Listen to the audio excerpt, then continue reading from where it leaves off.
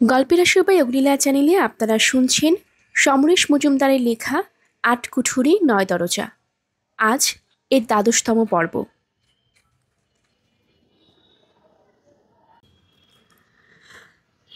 রাগে অপমানে দুঃখে মাথা নিচু করে বসেছিলেন ভার্গিস। তিনি জানেন ম্যাডামের হাতের আগ্নেয়স্ত্রের বিরুদ্ধে হটকারিতা করে কোনো লাভ নেই। এই অপমান তাকে হজম করতেই হবে। তিনি মাথা তুললেন, কোনোটাই নয়। আচ্ছা, কাল সকালে আমাকে বরখাস্ত করা হবে আমি জানি, কিন্তু তার আগে আমি দেশের মানুষের কাছে বলে যাব কে দেশদ্রোহী কে নয়। আবার বোকামি? পুলিশের কথা সাধারণ মানুষ কখনো বিশ্বাস করে না। তাহলে আপনি আমার সাহায্য চান না? আপনি এখন স্বচ্ছন্দে আসতে পারেন। মিনিট দশেক পরে বড় রাস্তার একপাশে দাঁড়িয়েছিল ভার্গিসের জিপ। একটু আগে তিনি ওয়্যারলেসে হুকুম পাঠিয়েছেন হেডকোয়ার্টার্সে পুরো একটি ব্যাটালিয়ন ফোর্স পাঠানোর জন্য। তারা চলে আসতেই ভার্গিসের জিপ ম্যাডামের বাড়ি ঘিরে ফেলল। ওই বিশাল বাগানওয়ালা বাড়ি থেকে যাতে কেউ বেরিয়ে যেতে না পারে তার সব রকম ব্যবস্থা করে ভার্গিস গণ্ডি ছোট করে বাড়ির সামনে পৌঁছে গেলেন। যে কাজটা তিনি করছেন তার জন্য অনেক জবাবদিহি দিতে হবে। হয়তো ২৪ ঘন্টা নয়, ফিরে যাওয়া মাত্র তার চাকরি শেষ হয়ে যাবে। তবু নিজের কাছে বাকি জীবন স্বাভাবিক থাকতে এটা তাকে করতেই হবে। বাড়িটাকে ঘিরে পুলিশ বাহিনী দাঁড়িয়ে আছে, অথচ সদর দরজা বন্ধ। একটিও মানুষ এগিয়ে আসছে না। অথচ মিনিট ২৫ আগে যখন তিনি এই বাড়ি থেকে বেরিয়ে গিয়েছিলেন তখন কর্মচারীরা এখানেই ছিল। ভার্গিস নিজেই বেল বাজালেন। তৃতীয়বারে একজন লোক বেরিয়ে এলো। এই লোকটাকে ভার্গিস আগে দেখেছেন বলে মনে করতে পারলেন না। দরজা খুলে বিনীত ভঙ্গিতে সে জিজ্ঞাসা করল, কি করতে পারে স্যার? ম্যাডামকে খবর দাও। ম্যাডাম বলেছেন আপনি স্বচ্ছন্দে সমস্ত বাড়ি সার্চ করতে পারেন। একটু আগে আপনি ওকে যে ঘরে দেখেছেন সেখানেই বিশ্রাম নিচ্ছেন তিনি। আপনার কাজ হয়ে গেলে ওর সঙ্গে কি আপনি দেখা করে যাবেন? ভার্গিসের সমস্ত শরীর শীতল হয়ে গেল। তিনি বুঝে গেলেন এ বাড়িতে সার্চ করে কিছুই পাওয়া যাবে না। যদি কিছু অথবা কেউ থেকেও থাকে তাহলে তিনি চলে যাওয়া মাত্র তাদের সরিয়ে ফেলা হয়েছে। অথচ তিনি এই বাড়ির সামনের রাস্তায় অপেক্ষা করছিলেন। বাইরে কারফিউ চলছিল। ম্যাডাম কোন পথে তাদের সরালেন, কিন্তু এতদূর পর্যন্ত এগিয়ে তিনি আর পিছিয়ে যেতে পারেন না। পরক্ষণেই তার মাথায় অন্য পরিকল্পনা এলো।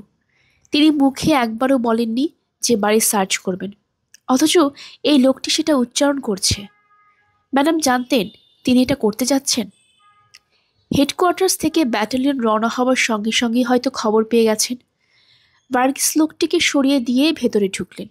নিচের সিঁড়িতে কর্মচারীরা সারি দিয়ে অপেক্ষা করছিল। তাদের ভ্রুক্ষেপ না করে ভার্গিস সোজা দোতলায় উঠে এসে দেখলেন সেই সেক্রেটারি মহিলা দাঁড়িয়ে আছেন বারান্দায়। ভার্গিস যে গতিতে উঠে এসেছিলেন তাতে তাকে আটকানো সম্ভব ছিল না মহিলার। তিনি সার সার করে বাধা দেবার আগেই ভার্গিস ম্যাডামের দরজার সামনে পৌঁছে বললেন, may I come in madam? ভেতর থেকে গলা ভেসে এলো, ইয়েস। পর্দা সরিয়ে ভার্গিস ভেতরে ঢুকলেন। ম্যাডাম এখনও সে একই ভঙ্গিতে শুয়ে আছেন। চেয়ারের পাশে পৌঁছে ভার্গিস বললেন, আপনার কর্মচারী ভুল বুঝেছে ম্যাডাম, আমি এই বাড়িতে তল্লাশির জন্য আসিনি। তাহলে? আমি আপনার দ্বিতীয় প্রস্তাব গ্রহণ করছি। তাহলে পুরো একটা ব্যাটালিয়ন সঙ্গে কেন? এরা আমার অনুগত। যদি আপনি এখন আর রাজি না হন তাহলে আমার মতো এরাও পদত্যাগ করবে একসঙ্গে। ভার্গিস হাসলেন। এই প্রথম আপনাকে বুদ্ধিমান বলে মনে হচ্ছে, বসুন। ভার্গিস বসলেন। এখন তার আর কিছুই করণীয় নেই। রাত তখন 12:30। একই পাহাড়ি শহর, তার উপর কারফিউ চলছে। মনে হচ্ছে বাতাস ছাড়া পৃথিবীতে কোনো শব্দ নেই, কোনো জীবন নেই।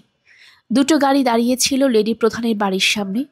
দুটোতেই লেডি প্রধানের গাড়ির নাম্বার লাগানো। পরলোকগতা লেডির শেষ কাজ সম্পন্ন করার জন্য যে কারফিউ পাস ইস্যু করা হয়েছিল তা আজ রাতের পর কার্যকর থাকবে না। এখন সে কাগজগুলো দুজন ড্রাইভারের পকেটে আছে। একটু আগে অত্যন্ত সাবধানে আকাশলালের শরীর নামানো হয়েছে স্ট্রেচারে শুয়ে। ভ্যানের পেছনে বিশেষ ব্যবস্থা করা বিছানায় তাকে তুলে দেওয়া হয়েছে। এবারে কোথাও আলো জ্বলছে না। যেসব সদস্য আজ রাত্রের অভিযানে সামিল হচ্ছে না, তাদের উদ্দেশ্যে হায়দার একটা ছোট্ট বক্তৃতা এইমাত্র শেষ করলো। সমস্ত দেশ একদিন নিশ্চয়ই এই দেশপ্রেমের স্বীকৃতি দেবে। নেতা সুস্থ হয়ে ওঠা মাত্র আবার যখন ডাক দেবেন, তখন যে যেখানেই ছড়িয়ে থাকুন ছুটে আসবেনই, একথা হায়দার বিশ্বাস করে। সেই সঙ্গে সে মনে করিয়ে দিয়েছে, কোনোভাবেই যেন আজকে রাত্রের বিবরণ শত্রুপক্ষ জানতে না পারে। তারা সবাই ইন্ডিয়া চলে যাচ্ছেন নেতাকে রক্ষা করতে। যদি বাকিদের এখানে থাকা অসম্ভব হয়ে দাঁড়ায়, তাহলে তারাও ইন্ডিয়া চলে যেতে পারে। আর তারা এ বাড়ি ছেড়ে চলে যাওয়া মাত্র সবাইকে বেরিয়ে যেতে হবে। 12:45 থেকে 1টা পর্যন্ত সামনের রাস্তায় কোনো পুলিশ পেট্রোল থাকবে না, এমন ব্যবস্থা করা আছে। ঠিক তখনই ত্রিভুবন বেরিয়ে এলো। হায়দারকে আলিঙ্গন করল সে। নিচু গলায় জিজ্ঞাসা করল, আমরা সবাই ইন্ডিয়া যাচ্ছি, তাই বলেছ তো? হ্যাঁ, এবার রওনা হতে হবে। পথে অন্তত এই রাস্তা যেখানে শেষ হচ্ছে শেষ পর্যন্ত কোনো বাধা পাবে না। তারপর বড় রাস্তা এড়াতে চেষ্টা করবে। যদি কেউ জিজ্ঞাসা করে, তাহলে কারফিউ পাস দেখিয়ে বলবে লেডির শেষ কাজে যারা এসেছিলেন তাদের পৌঁছাতে যাচ্ছ। Wish you good luck. Same to you. আমি যোগাযোগ করব। প্রথমে ভ্যানটা রওনা হলো, পেছনে জিপ। ওরা রওনা হওয়া মাত্র বাকিরা ছুটে গেল বাড়ির ভেতরে। নিজেদের জিনিসপত্র সামান্যই ছিল, কিন্তু লেডি প্রধানের মূল্যবান জিনিস ওদের ভাবনায় ফেলল। ওদের মনে হতে লাগলো কিছুদিন ব্যবহার করার সুবাদে এগুলোর ওপর অধিকার জন্মে গিয়েছে। ওরা যে যা পারে সংগ্রহ করে নিয়ে বিপাকে পড়ল। এসব জিনিস একসঙ্গে নিয়ে যাওয়ার কোনো উপায় নেই। এদিকে রাত বাড়ছে। ওরা এক জায়গায় বসে ঠিক করলো, ইতিমধ্যে যখন হায়দারের দেওয়ার সময়সীমা পেরিয়ে গেছে, তখন বাইরে যাওয়ার ঝুঁকি না নিয়ে এখানেই থেকে গেলে ভালো হয়। আগামীকাল দিনের আলোয় জিনিসপত্র নিয়ে যাওয়া অনেক সহজ হবে। ঠিক 2টোর সময় লেডি প্রধানের বাড়ি এবং বাগান ভার্গিসের পুলিশ বাহিনী ঘিরে ফেলল। হায়দার এবং ত্রিভুবনের ফেলে যাওয়ার সঙ্গীরা প্রায় বিনা বাধায় আত্মসমর্পণ করল পুলিশের কাছে। সমস্ত বাড়ি চষে ফেললেন ভার্গিস। না, কোথাও মৃতদেহ অথবা আকাশলালের প্রধান 2 সঙ্গী নেই। ধৃতদের জেরা শুরু করে দিয়েছিল তার অফিসাররা। সমস্ত বাড়ি ঘুরে একটি ঘরে ঢুকে ভার্গিস হতবাক হয়ে গিয়েছিলেন। যে কোনো বড় নার্সিং হোমে অপারেশন থিয়েটার প্রায় এই রকমই হয়। ওষুধের গন্ধে বাতাস ভারী। এখানে কি কালো অপারেশন হয়েছিল? কার? সঙ্গে সঙ্গে ভার্গিসের পেটের ভেতরে চিনচিনে ব্যথা শুরু হয়ে গেল। মৃতদেহে কি অপারেশন করা যায়? করলে যদি মানুষ আবার বেঁচে যেত, তাহলে পৃথিবীতে তো শোরগোল পড়ে যেত। কিন্তু অন্য কেউ যদি অসুস্থ হয়ে থাকে, তাহলে সে গেল কোথায়? তিনি স্পষ্ট বুঝতে পারলেন পাখিরা পালিয়ে গিয়েছে। এখানে আসতে তিনি দেরি করেছেন। ম্যাডামের বাড়িতে ব্যাটালিয়ন নিয়ে না গিয়ে সেই সময় সোজা যদি এখানে চলে আসতেন, তাহলে কাজের কাজ হতো। তিনি টেলিফোন তুলে ডায়াল করলেন। এত রাত্রে মিনিস্টারের টেলিফোন বেজে যাচ্ছে। এই নাম্বার মিনিস্টারের শোয়ার ঘরে। লোকটা গেল কোথায়? এতক্ষণ টেলিফোন বাজলে কেউ জেগে থাকতে পারে না। রিসিভার নামিয়ে রেখে ভার্গিস একটু ইতস্তত করে ম্যাডামের বাড়িতে ফোন করলেন। এখন রাত 3:15। একবার রিং হতেই ওপাশে রিসিভার উঠল। হ্যালো। ম্যাডামের গলা। এত রাত্রে মহিলা জেগে আছেন? ভার্গিস ধীরে ধীরে রিসিভার নামিয়ে রাখলেন। দ্রুত গতিতে জিপটা এগিয়ে যাচ্ছিল। লেডি প্রধানের বাড়ি থেকে বের হওয়া মাত্র ভ্যানটির সঙ্গ থেকে সে বিচ্ছিন্ন হয়েছিল। যতটা সম্ভব বেশি স্পিড তুলেছিল ড্রাইভার। জিপের পেছনে মানুষ 3জন বসে আছে চুপচাপ। 3 সাক্ষী। নির্জন রাতের রাজপথে কোনো বাধা নেই। ব্যবস্থা অনুযায়ী থাকার কথাও নয়। ত্রিভুবনের কোলের ওপর যে আগ্নেয়াস্ত্রটি তৈরি, তাতে অনেক বুলেট প্রস্তুত। রাস্তাটি শেষ হয়ে গেলে তার নির্দেশে ড্রাইভার বাঁদিকে গলিতে ঢুকে পড়ল। পথ এবার সরু বলে গতি কমাতে হচ্ছে। হঠাৎ পেছন থেকে স্বজন বলে উঠল, এভাবে চালালে অ্যাক্সিডেন্ট হয়ে যাবে। ত্রিভুবন জবাব দিল না। 3টে মানুষকে তার বোবা বলে মনে হচ্ছিল। বৃদ্ধ ডাক্তার জিজ্ঞেস করলেন, আমরা কোথায় যাচ্ছি? যাওয়ার পর বুঝতে পারবেন। ত্রিভুবন জবাব দিল। এভাবে যেতে আমি রাজি নই। কিভাবে আপনাকে নিয়ে গেলে রাজি হবেন? আমাকে ছেড়ে দিন, আমি এখান থেকে বাড়ি ফিরে যাব। কারফিউ চলছে, আপনাকে ওরা গুলি করে মারবে। আমাকে বলা হয়েছিল কাজ শেষ হয়ে গেলে আমি যেখানে ইচ্ছে যেতে পারবো। কে কি বলেছিল জানি না, আমার উপর দায়িত্ব আপনাকে বর্ডার পার করে দেওয়া। দয়া করে আর বকবক করবেন না। মনে রাখবেন, পুলিশের চোখে আপনি একজন ক্রিমিনাল। ক্রিমিনাল? আমি? হ্যাঁ, আপনি আকাশলালের শরীরে অপারেশন করে পুলিশকে ধোঁকা দিয়েছেন। এই সময় ড্রাইভার একটা অস্ফুট শব্দ উচ্চারণ করলো। ত্রিভুবন দেখল দূরে রাস্তার বাঁকে একটি টহলদারি ভ্যান দাঁড়িয়ে আছে। ভ্যানের সামনে দুজন অফিসার। ত্রিভুবন চাপা গলায় বলল, আপনারা কেউ কোনো কথা বলবেন না। যদি কেউ কথা বলার চেষ্টা করেন তাহলে আগে আমি তাকে গুলি করব। আমি সুইসাইড করতে রাজি, কিন্তু ধরা দিতে নয়। ত্রিভুবনের ইঙ্গিতে জিপ ধীরে ধীরে দাঁড়িয়ে গেল। সামনে দাঁড়ানো পুলিশের সকলের হাতে আধুনিক অস্ত্র। ত্রিভুবনের বুকের ভেতরে ড্রাম বাজছিল।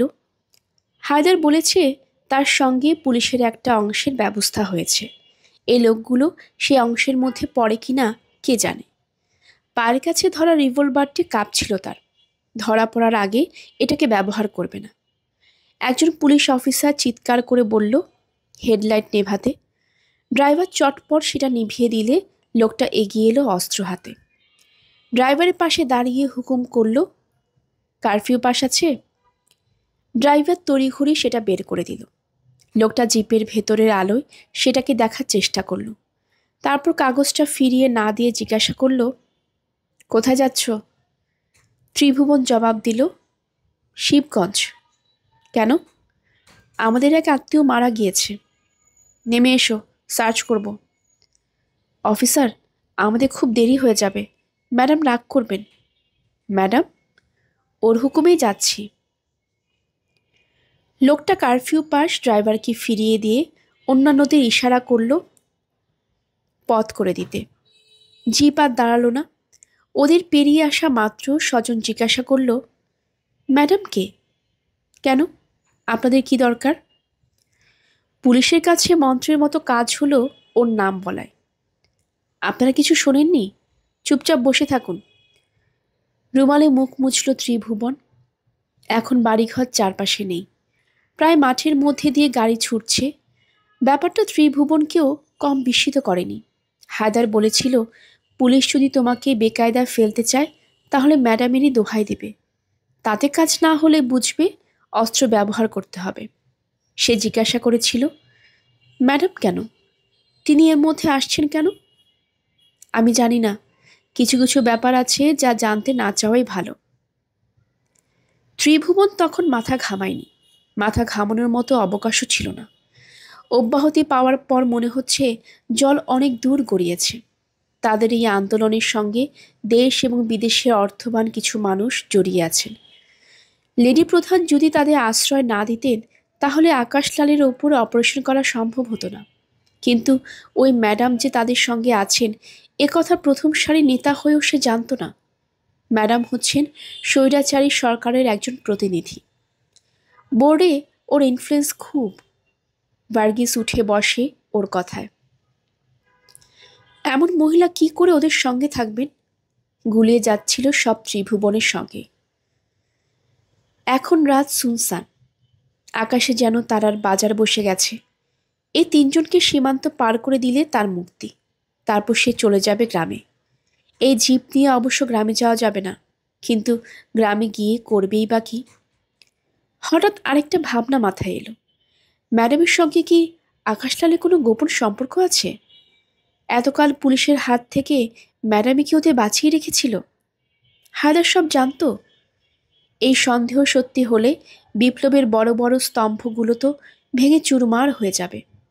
বিপ্লব ব্যাপারটাই বানানো হয়ে যাবে। রিভলভার আঁকড়ে ধরল সে। আকাশলাল কি তাকে ব্যবহার করেছে? বিপ্লবের নামে তাদের নিঃস্ব করে নিজের আখের গুছিয়ে নিতে অপারেশন করিয়েছে? ত্রিভুবন জানে এই প্রশ্নের উত্তর সময় ছাড়া কেউ দিতে পারবে না। হেনার মুখ মনে পড়ল। মেয়েটা তাকে ভালোবাসে।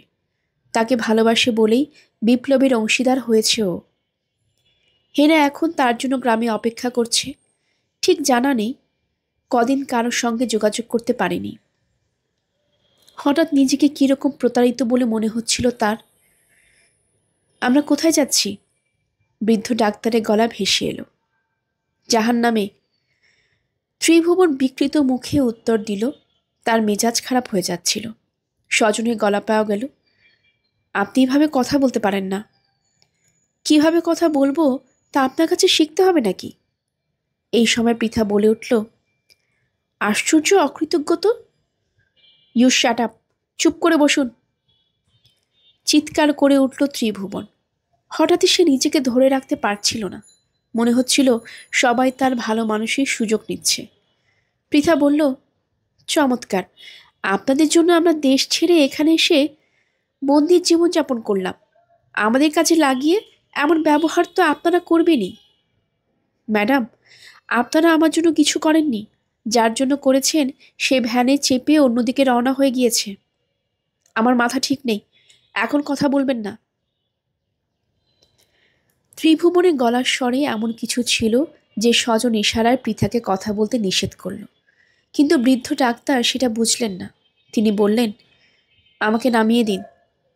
নামবেন মানে? এখন নেমে কোথায় যাবেন? যেখানেই যাই, নিজে যাব। আমাকে আপনার আর কোনো দরকার নেই।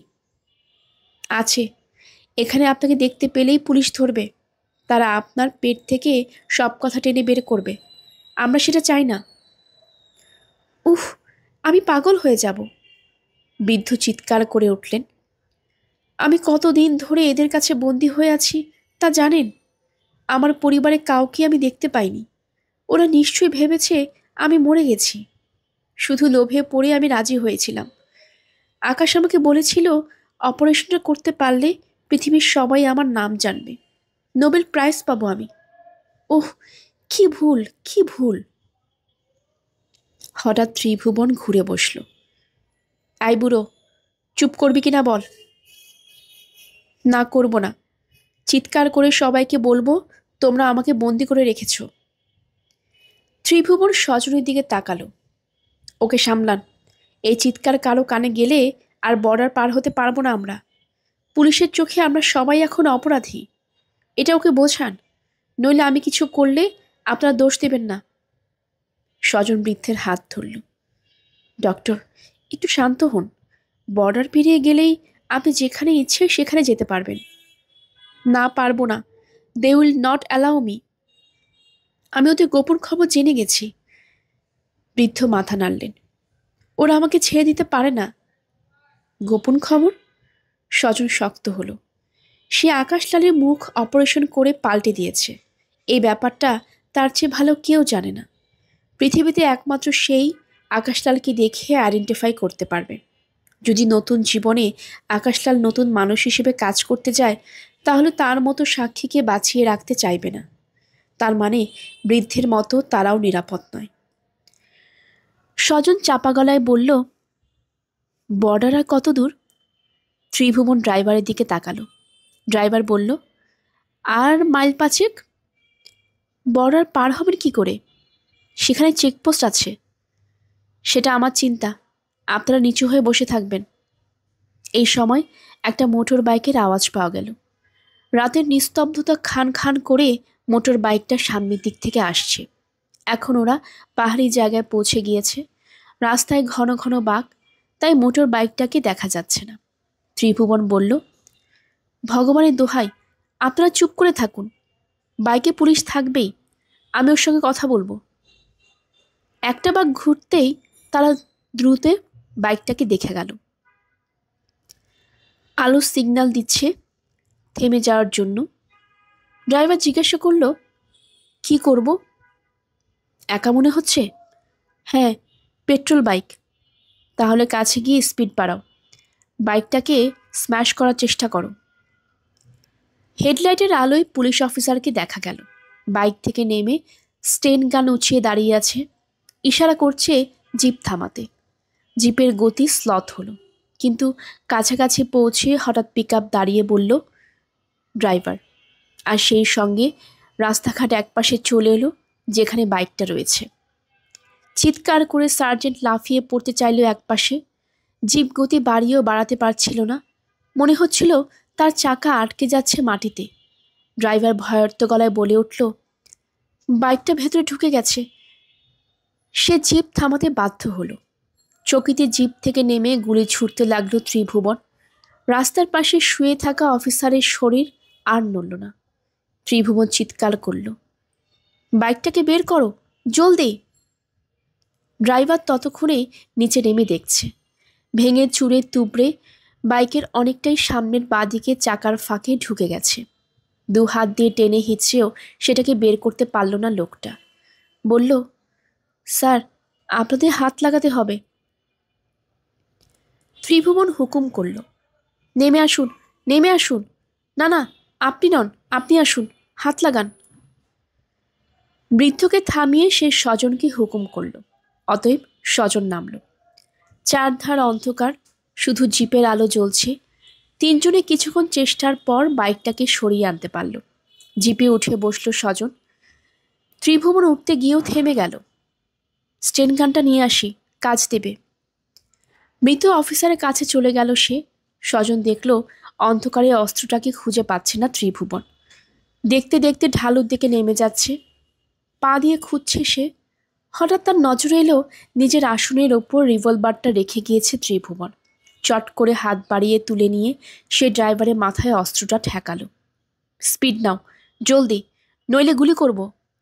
কিন্তু আরেকটা কথা বললে তোমার অবস্থা ওই অফিসারের মতো হবে।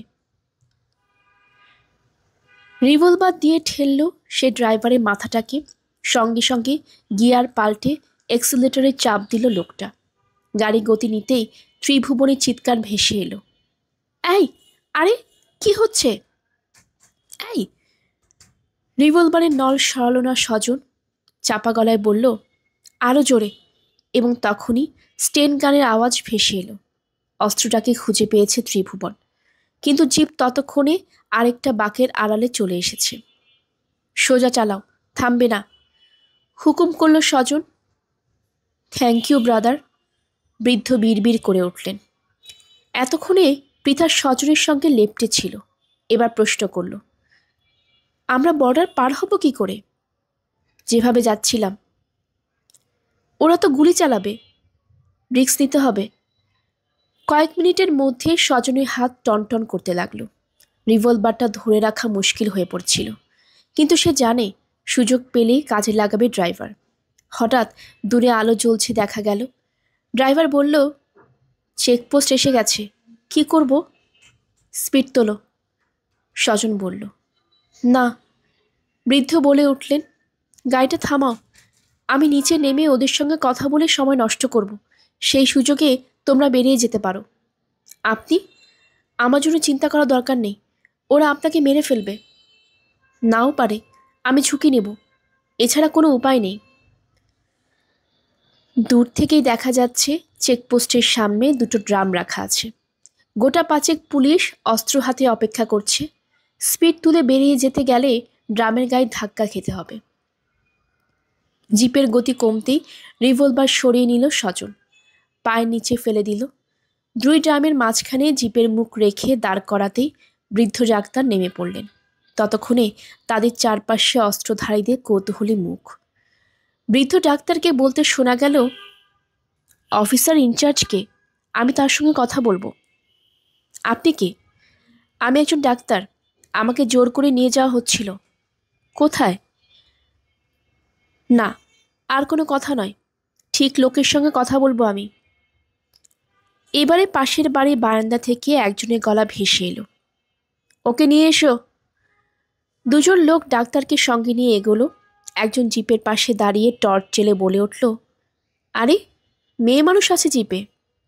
যে বলেছিল তার হাত থেকে টর্চ নিয়ে আরেকজন পৃথার মুখে আলো ফেলল। পৃথা প্রতিবাদ করতে যাচ্ছিল। স্বজন ওর হাতে চাপ দিয়ে নিষেধ করল। বারান্দায় উঠে বৃদ্ধ জিজ্ঞেস করলেন, আপনি অফিসার? লোকে তাই বলে। আপনি কে? আমি একজন ডাক্তার। উগ্রপন্থীরা আমাকে জোর করে আটকে রেখেছিল। এই মাত্র আপনাদের একজন অফিসার পাহাড়ে ওদের ধরতে গিয়ে প্রাণ হারিয়েছেন। সেই সুযোগে আমরা পালিয়ে এসেছি। প্রাণ হারিয়েছেন? চিৎকার করে উঠল লোকটা। মোটর বাইকে ছিল? হ্যাঁ। সঙ্গে সঙ্গে সাড়া পড়ে গেল। একটা ভ্যান পুলিশ বোঝাই করে ছুটে গেল পাহাড়ের দিকে। অফিসার জিজ্ঞাসা করলেন, আপনার সঙ্গে জিপে কে কে আছে? ওরাও ডাক্তার। আমি একটু কমিশনার ভার্গিসের সঙ্গে কথা বলতে পারি? নিশ্চয়ই, ওদের ডেকে নিয়ে ভেতরে আসুন। বৃদ্ধ এগিয়ে এলেন জিপের কাছে। সেখানে দুজন সেপাই দাঁড়িয়ে আছে অস্ত্র হাতে। নিচু গলায় বললেন তিনি, আপনারা কি করবেন? নামলে ওরা সব জেনে যাবে। আপনি উঠে পড়ুন। পিক আপ দিন ড্রাইভার। স্বজন চাপা গলায় হুকুম করতেই জিপ ছিটকে এগিয়ে গেল, আর বৃদ্ধ উঠতে গিয়ে গড়িয়ে পড়লেন সেপাইদের সামনে। ড্রাম দুটো দুদিকে ছিটকে গেল। সেপাইরা ড্রামের আঘাতে সামলাতে লাফিয়ে সরে পড়তেই জিপ ধাক্কা মারল বাঁশের বেড়ায়। চৌচির হয়ে গেল সেটা। বন্দুকের আওয়াজ শুরু হতেই জিপ এগিয়ে গেল অনেকটা। এখন পেছন থেকে অবিরত গুলি আসছে। মাথা নিচু করে বসেছিল ওরা। হঠাৎ ড্রাইভার চিৎকার করে ব্রেক কষল। লাফিয়ে উঠে স্থির হয়ে গেল জিপটা। কাতর গলায় ড্রাইভার বলল, আমার হাতে গুলি লেগেছে। সরে যাও, সরে যাও পাশে। স্বজন ওকে কোনো মতে সরিয়ে স্টিয়ারিংয়ে এসে বসল। জিপের গায়ে গুলি লাগলো আরেকটা। অন্ধকার বলে অসুবিধে হচ্ছে ওদের। বেড়া ভাঙার সময় জিপের হেডলাইটগুলো গিয়েছে। স্বজন অন্ধকারে জিপ ছোটালো। যে ভ্যানটা চেকপোস্টে ছিল সেটা একটু আগে বিপরীত দিকে রওনা হওয়ায় কেউ ওদের পিছু ধাওয়া করতে পারছে না। মাইল কয়েক পাহাড়ি রাস্তায় আসার পরে উত্তেজনা কমে এলো স্বজনের। পৃথা পেছনে চুপ করে বসে আছে। স্বজন জিপ থামিয়ে ড্রাইভারের দিকে তাকালো। কেমন আছো তুমি? লোকটা সাড়া দিল না। ওর কাঁধে হাত দিয়ে ঝাঁকালো সে, এবং সঙ্গে সঙ্গে বুঝতে পারল। মুখ ফিরিয়ে সে পৃথাকে বলল, লোকটা মরে গেছে। নিস্তেজ গলায় পৃথা বলল, বোধহয় ওর গায়ে আবার গুলি লেগেছে। একটু দ্বিধা না করে নেমে পড়ল স্বজন। টেনে হিচড়ে লোকটাকে জিপ থেকে নামিয়ে রাস্তার একধারে শুয়ে দিল। ফিরে এসে স্টিয়ারিংয়ে বসে সে পৃথাকে বলল, সামনে এসে বসো, এখন আমরা বিপদ মুক্ত। পৃথার গলার স্বর তখনও ক্লান্ত। না। কেন? ওখানে আমি বসতে পারবো না। স্বজন মাথা নাড়ল, তারপর স্পিড নিল। হেডলাইট ছাড়া জিপ বেশি জোরে চালানো সম্ভব নয়, অন্তত এই পাহাড়ি রাস্তাতে তো নয়। তাছাড়া ইদানিং মারুতি চালিয়ে অভ্যস্ত সে। প্রতি মুহূর্তে সতর্ক থাকতে হচ্ছিল। শেষ পর্যন্ত একেবারে কমিয়ে দিল গতি। তারা সীমান্তে পেরিয়ে এসেছে। যা কিছু কড়াকড়ি ওপারে ঢোকার বা ওপার থেকে বের হওয়ার মুখে। ভারতীয় সীমান্তে কোনো পাহারাদার নেই। ভারত তারই প্রতিবেশী রাষ্ট্রের নাগরিকদের সম্পর্কে কোনো বাধা নিষেধ রাখেনি। তাই এখন ওরা রয়েছে সীমান্তের ওপারে। আবার কিছুটা এগুলেই মাইল কয়েক ভারতের থাকবে না। মিলেমিশে অদ্ভুত ব্যবস্থা। এসব জায়গায় দুই দেশের মানুষ অবাধে যাতায়াত করে। স্বজন দেখতে পেল দূরের পাহাড়ের বাঁকে আগুন জ্বলছে। এরকম নির্জন জায়গায় কেউ এত রাত্রে আগুন জ্বালায় কি? আশেপাশে কোনো ঘরবাড়ি নেই। দুপাশে এখন অনেক উঁচু পাহাড়। রাস্তাটা নেমে যাচ্ছে ওদের মধ্য দিয়ে। এখানে এসে এত রাত্রে আগুন জ্বালবে কি? বাঘ ঘুরে এসে আগুনের কাছাকাছি এলো। রাস্তার পাশে কাঠ জেলে এ আগুন তৈরি করা হয়েছে। কোনো মানুষ তার আশেপাশে নেই। পেছন থেকে পৃথার গলা ভেসে এলো, অদ্ভুত ব্যাপার না? এভাবে আগুন জ্বেলেছে দাবানল্লা লেগে যায়। কাছাকাছি গাছ নেই। গাড়ির ব্রেক চাপল স্বজন। এই সময় ছায়ামূর্তি দেখা গেল। সম্ভবত জিপটিকে ভালো করে দেখে সে আত্মপ্রকাশ করেছে। স্বজনের খেয়াল হলো রিভলভারটা পেছনের সিটের তলায় রেখে এসেছে। সে চাপা গলায় বলল, রিভলভারটা দাও। কোথায় আছে? পৃথার গলায় ভয়। পায়ের নিচেটা দেখো। ততক্ষণে ছায়ামূর্তি স্পষ্ট হয়েছে। স্বজন অবাক হয়ে দেখল আগন্তুক একজন নারী। আগুনের আভায় তাকে প্রচণ্ড রহস্যময় বলে মনে হচ্ছে। নারীর হাতে কোনো অস্ত্র নেই। ধীরে ধীরে এগিয়ে এলো সে জিপের কাছে। অদ্ভুতভাবে স্বজনকে দেখল। আপনি একা? না, আমার স্ত্রী আছেন সঙ্গে। জবাবটা বেরিয়ে এলো আপনা আপনি, কিন্তু তখনই খেয়াল হলো এই নারী তাকে চেনে নাকি। স্বজন অবাক। ত্রিভুবন কোথায়? চেকপোস্ট থেকে পুলিশ ভর্তি ভ্যানে ছুটে যাওয়ার দৃশ্যটি মনে এলো। স্বজন বলল, উনি নেমে যেতে বাধ্য হয়েছেন। কোথায়? সীমান্তের অনেক আগে। আপনার সঙ্গে আরও দুজনের থাকার কথা, বৃদ্ধ ডাক্তার এবং ড্রাইভার। আপনি কে? এবার প্রশ্ন না করে পারল না স্বজন। আমাকে আপনি চিনবেন না। নারী বলল, ওরা কোথায়? মারা গিয়েছেন। চেকপোস্ট পার হতে গিয়ে সংঘর্ষ হয়। ত্রিভুবনও কি তাই? না, উনি বেঁচে ছিলেন, অন্তত শেষবার দেখার সময় ছিলেন। তারপর? আমরা জানি না।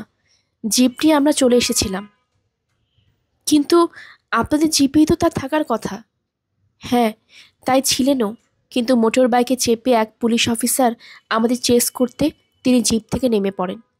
অফিসার মারা যায়, আমরা চলে আসি। ওকে না নিয়েই? স্বজনে মনে হলো এই নারী ত্রিভুবনের সঙ্গিনী, শুধু ওর দলের লোক নয়, তার চেয়ে বেশি কিছু। সে বলল, ওকে নিয়ে এলে আমরা কেউ সীমান্ত পার হতে পারতাম না, বরং এই অবস্থায় উনি একা এদিকে চলে আসতে পারেন। নারী যেন বুঝতে পারছিল না তার কি করা উচিত। স্বজন জিজ্ঞাসা করল, আমরা কি যেতে পারি? নিশ্চয়ই। এই আগুন তাহলে জ্বালিয়ে রাখা দরকার নেই, আপনারা চলে যান। নারী ধীরে ধীরে পাহাড়ের আড়ালে চলে গেল। পৃথা বলল, মেয়েটার জন্য কষ্ট হচ্ছে। স্বজন বলল, হুম। পৃথা বলল, তুমি বুঝবে না। তার মানে? মেয়েরা কখন অভেবে অপেক্ষা করে থাকে তা মেয়েরাই জানে। স্বজন জিপ চালু করল। হাতে স্টেন গান থাকলেও ত্রিভুবনের পক্ষে একা একা ভ্যান পুলিশের পক্ষে লড়াই করা অসম্ভব। হয়তো ও কয়েকজনকে মেরে তবে মরবে, কিন্তু এসব অনুমান করে লাভ নেই। পাহাড় থেকে যত তাড়াতাড়ি সম্ভব নেমে যাওয়া দরকার। চোখ খুলল হায়দার। এখনো ভোর হয়নি, কিন্তু আকাশে লালের ছোপ লেগেছে। জানলা থেকে মুখ সরিয়ে সে তক্তপোষের দিকে তাকালো। আকাশটাল ঘুমাচ্ছে পাশ ফিরে, একদম সুস্থ মানুষের মতো ঘুমাবার ধরন। দেখতে দেখতে 5 দিন হয়ে গেল এখানে। এ পাহাড়ে উপত্যকার ছোট্ট গ্রামটিতে মানুষজন কম, তাদের কৌতূহলও বেশি নয়। ভ্যানটাকে নিয়ে দলের অন্যরা চলে গেছে আরও উত্তরে। এই বাড়িটা যার, সেই বুড়ো বড় ভালো মানুষ। লোকটা ঘুমাচ্ছে পাশের ঘরে। বিপ্লবের শুরুতেই ওর 2 ছেলে প্রাণ হারিয়েছিল শহরে, কিন্তু তা নিয়ে কোনো আক্ষেপ করেনি একবারও। খাবার দাবার ওই এনে দিচ্ছে। জানলার পাশে ইজি চেয়ার পেতে আধশোয়া হয়ে হায়দারের দিনগুলো কাটছিল। এখানে বসার প্রধান কারণ, জানলা দিয়ে অনেকটা দূর দেখা যায়। পুলিশ যদি খবর পেয়ে আসে তাহলে অন্তত মিনিট 5 সময় পাওয়া যাবে। পালাতে না পারলে লড়ে মরার সুযোগ পাবে। তাই ঘুম এবং জাগরণের মধ্যে 5টি দিন কেটে গেল। এই কটা দিন পৃথিবী থেকে সে প্রায় বিচ্ছিন্ন। এ ঘরে টিভি নেই, থাকার কথাও নয়, কিন্তু ছোট রেডিও আছে একখানা। তাই বাজিয়ে খবর শোনার চেষ্টা করেছে, কিন্তু নতুন কিছু জানতে পারেনি। ত্রিভুবন ঠিকঠাক সীমান্ত পার হতে পারল কিনা সেই চিন্তাও হচ্ছে। 2 ডাক্তারকে সীমান্তের ওপাশে পৌঁছে না দিতে পারলে সবকিছু ফাঁস হয়ে যেতে পারে। সে চলে আসার আগে নির্দেশ দিয়ে এসেছিল সমস্ত অ্যাকশন বন্ধ রাখতে। কদিন সব চুপচাপ থাকবে, এমন কথা হয়েছে। হায়দার আকাশলালের দিকে তাকালো। গতকাল মানুষটা অনেক স্বাভাবিক আচরণ করেছে, কথা বলেনি, কিন্তু উঠে বসেছিল। হায়দার তাকে জিজ্ঞাসা করেছিল, খারাপ লাগছে? মাথা নেড়ে না বলেছিল। খিদে পাচ্ছে? একইভাবে হ্যাঁ বলেছিল। হাঁটিয়ে পাশের টয়লেটে নিয়ে যাওয়ার সময় হাত ছাড়িয়ে নিয়েছিল। ওষুধের ঘোর চলছে এখনো। হায়দার আর কথা বাড়ায়নি। ভোর হচ্ছে, একটু একটু করে আলো ফুটছে। ডুবে যাওয়ার আগে শুকতারার দপত পানি বেড়ে গিয়েছে। সব কিছু যদি ঠিকঠাক চলে তাহলে মাসখানেকের মধ্যে শহরে ফিরে যেতে হবে। বার্গিসকে এরই মধ্যে সাসপেন্ড করা হবে। বোর্ড মিনিস্টারের ওপরে আস্থাও রাখতে পারবে না। টালমাটাল ব্যাপারটা চূড়ান্ত অবস্থায় যাওয়া মাত্র ঝাঁপিয়ে পড়তে হবে। তবে তার আগে সবাইকে সংগঠিত করা প্রয়োজন। ম্যাডামের কাছে কৃতজ্ঞতা দিন দিন বেড়ে যাচ্ছে। আশ্চর্যের ব্যাপার, আকাশলাল তাকে কখনো এসব কথা জানায়নি। মেলার মাঠে যাওয়ার আগে শুধু তাকে বলেছিল প্রয়োজন হলে ম্যাডামের সঙ্গে যোগাযোগ করতে। চমকে উঠেছিল হায়দার। ম্যাডাম? হ্যাঁ, অবাক হয়েও না। রাজনীতি করতে হলে অবাক হতে নেই। কিন্তু ম্যাডাম তো আমাদের প্রতিপক্ষ। হ্যাঁ, তবে ম্যাডামের প্রতিপক্ষ হলো বোর্ড, কিন্তু সেটা তিনি ওদের জানতে দিতে চান না। আমরা বোর্ডে ধ্বংস চাই, শুধু এই কারণে ম্যাডামের সঙ্গে আমরা বন্ধুত্ব করতে পারি। বন্ধুত্ব? হ্যাঁ, রাজনৈতিক বন্ধুত্ব। ব্যাপারটাকে অবিশ্বাস্য বলে মনে হলেও আকাশলালের তথাকথিত মৃত্যুর পরে ম্যাডামের নির্দেশ এসেছিল। নির্দেশে বলা উচিত, উত্তরের জন্য ভদ্রমহিলা অপেক্ষা করেননি। এই যে বাড়ি ছেড়ে চলে আসা, তাও ভদ্রমহিলা পরামর্শে, এবং এই সব পরামর্শ এখনও তাদের বিপদে ফেলেনি। চোখ বন্ধ করল হায়দার। তার ঘুম পাচ্ছিল অনেকক্ষণ ধরে। রাতে যে অনিশ্চয়তা থাকে, দিনে সেটা কমে যায়। ঘুমিয়ে পড়ল হায়দার। পাশ ফিরতেই মাথার বাঁ দিকে সামান্য অস্বস্তি শুরু হয়েই মিলিয়ে গেল। চোখ খুলল সে। সমস্ত শরীর ঝিমঝিম করছে। মনে হচ্ছে প্রচণ্ড পরিশ্রম করার পর সমস্ত শক্তি শেষ হয়ে গিয়েছে। সে চোখ খুলে শুয়েছিল, কিন্তু প্রথমে কিছুই দেখছিল না, এবং তারপরেই সে তলপেটে চাপ অনুভব করল। গতকাল থেকে সে এই রকম হলেই টয়লেটে যাচ্ছে, তার আগেও বিছানাতে করতে হতো না। একটা লোক তাকে খুব সাহায্য করছে। যে মানুষ সাহায্য করে তার মুখ এবং ব্যবহার থেকে সেটা বোঝা যায়। সে এবার মুখ ফেরালো। মাথার উপরে কাঠের সিলিং, বিছানাটাও ঠিক পরিষ্কার নয়। এই ঘরে তেমন আসবাব নেই, অথচ কীরকম আসবাব থাকলে তেমন ঠিক হতো তাও সে বুঝতে পারছে না। শুধু মনে হচ্ছে তেমন নেই। ধীরে ধীরে মাথা তুলল সে। আধবসা অবস্থায় সেই লোকটিকে দেখতে পেল। জানলার পাশে একটা লম্বা চেয়ার পেতে আরামসে ঘুমাচ্ছে। বিছানায় না শুয়ে ওই রকম ঘুম কেন? হঠাৎ তার মনে হলো লোকটা তাকে পাহারা দিচ্ছে না তো। সেটা করতে করতে ঘুমিয়ে পড়েছে হয়তো, কিন্তু ওই লোকটা এখন পর্যন্ত তার সঙ্গে কোনো রকম শত্রুতা করেনি, বরং তার কষ্ট কমানোর চেষ্টা করেছে। লোকটার মুখের দিকে ভালো করে তাকাতেই মনে হলো কার সঙ্গে যেন খুব মিল আছে। কার সঙ্গে? কিছুতেই সে নামটা মনে করতে পারল না।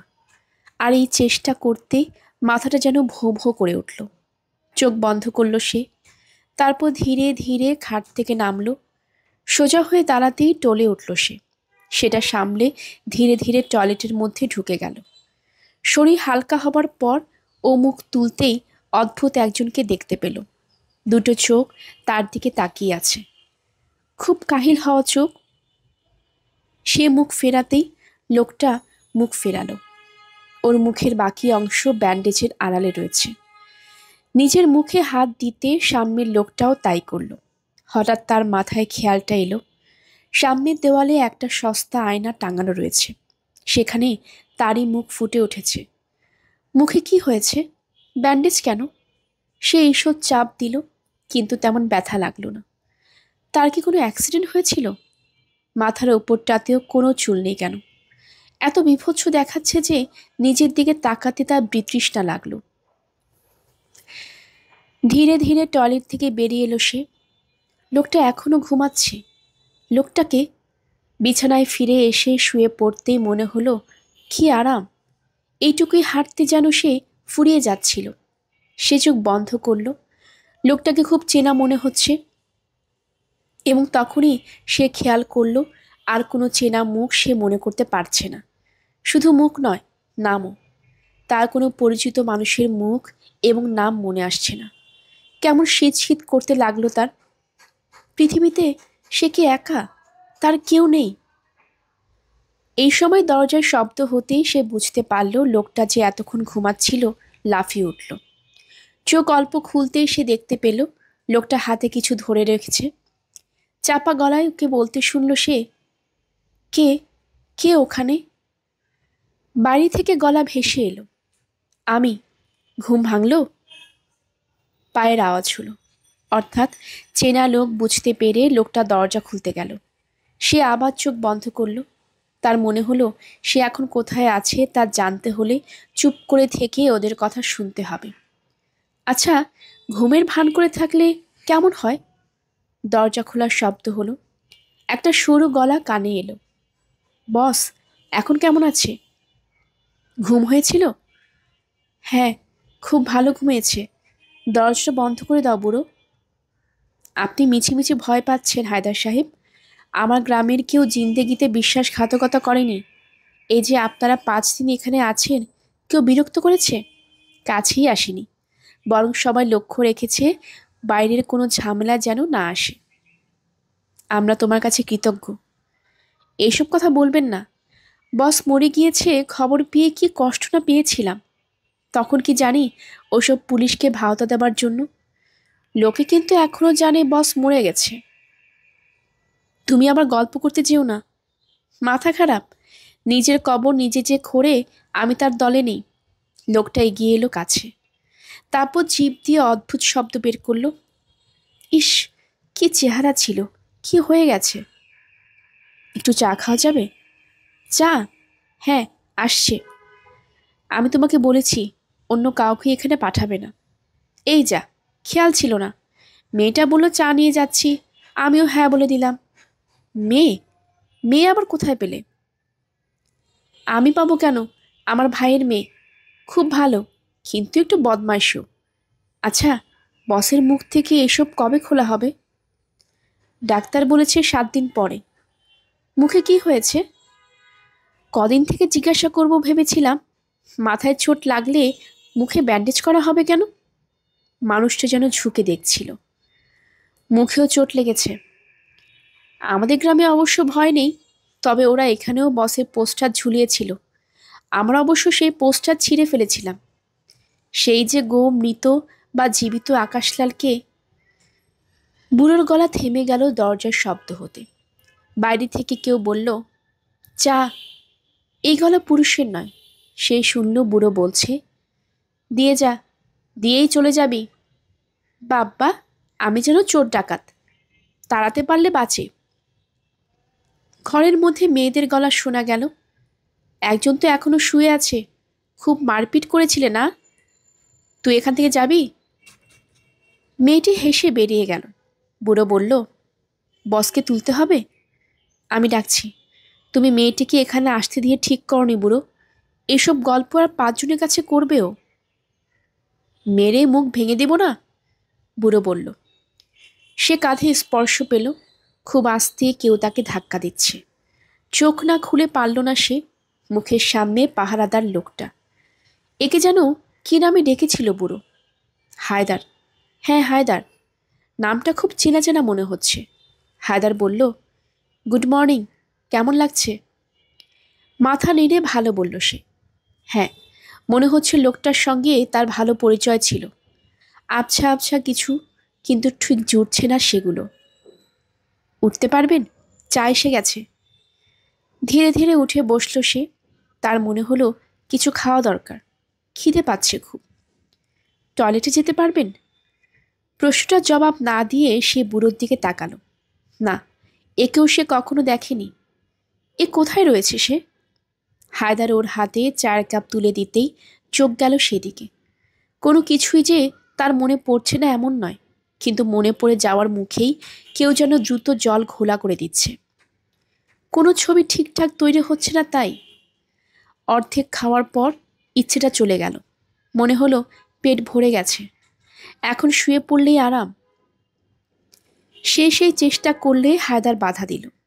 না না, আপনি টয়লেট থেকে ঘুরে আসুন, আমি ততক্ষণে বিছানাটা চেঞ্জ করে দিচ্ছি। উঠে পড়ুন। বুড়ো এগিয়ে গেল। ওর হাত ধরে খাট থেকে নামল। টয়লেটের দিকে নিয়ে যাওয়ার সময় সে আপত্তি করল। টয়লেটে যাবে না। বুড়োকে জানলা পাশে নিয়ে আসতেই সে ইজি চেয়ারে বসে পড়ল। শরীর এগিয়ে নিয়ে বাইরে তাকালো। নীল আকাশে আলোর আভা। আহ, কি সুন্দর! মন ভরে গেল।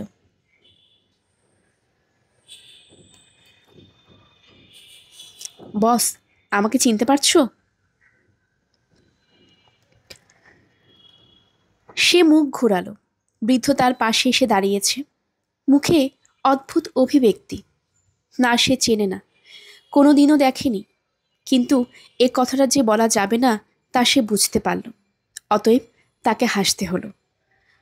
সেই হাসি দেখে লোকটি খুব খুশি হলো। মাথা নাড়তে নাড়তে বলল, আমি জানতাম বস, এর সতীশক্তি আমাদের অনেকের চেয়ে ভালো। অতদিন আগে দেখা হয়েছে, অথচ ঠিক মনে আছে। আপনার জন্য খুব চিন্তায় ছিলাম বস। আপনি চলে গেলে এই দেশে আর কোনো নেতা থাকতো না। তার মানে আমি নেতা? সে মনে মনে বলল। হায়দার এগিয়ে এলো।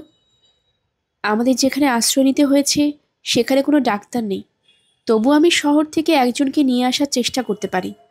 আপনার শরীরে এখন কি কি অসুবিধে হচ্ছে? বুঝতে পারছি না, খুব দুর্বল লাগছে আর মাথা ঘুরছে, সে কথা বলল। বলতে গিয়ে বেশ অসুবিধে হচ্ছিল। চোখ বন্ধ করল সে। দুর্বল তো হবেনি, গত কয়েক সপ্তাহ ধরে যে ধকল গিয়েছে। আমরা তো আপনার বাঁচার আশায় ছেড়ে দিয়েছিলাম। যে অপারেশন আপনার উপর করা হয়েছে তা পৃথিবীর আগে কখনো হয়নি, আপনি তো সবই জানেন। হায়দার ধীরে ধীরে কথাগুলো বলছিল। অপারেশন? কি অপারেশন? আবছা আবছা কিছু মনে পড়ছে তার। কি সেগুলো? সে মাথা নাড়ল। আপনাকে খবরগুলো জানানো দরকার।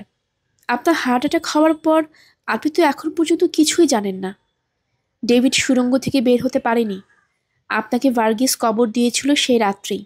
আমরা খুব দ্রুত আপনাকে সুড়ঙ্গ পথে বের করে নিয়ে আসি। অ্যাম্বুলেন্সে করে লেডি প্রধানের বাড়ি নিয়ে যাই। একের পর এক ঘটনাগুলো বলে যেতে লাগলো হায়দার। তারপর থেমে গেল। আপনি শুনেছেন ডেভিড নেই? মাথা নাড়ল সে। হ্যাঁ, শুনলাম। গল্পের আসর বাই অগ্নিলা চ্যানেলে আপনারা শুনছিলেন সমরেশ মজুমদারের লেখা আটকুঠুরি ৯ দরজা। আসছিল এর ১২তম পর্ব। আপনারা যারা নতুন আমাদের চ্যানেলটি শুনছেন, কাইন্ডলি চ্যানেলটি সাবস্ক্রাইব করে নেবেন। আশেপাশে যেসব বন্ধুরা আছে তাদের সবাইকে জানিয়ে দেবেন। পরবর্তী পর্ব শোনার জন্য আমন্ত্রণ জানানো হলো। সবাই ভালো থাকবেন। ধন্যবাদ।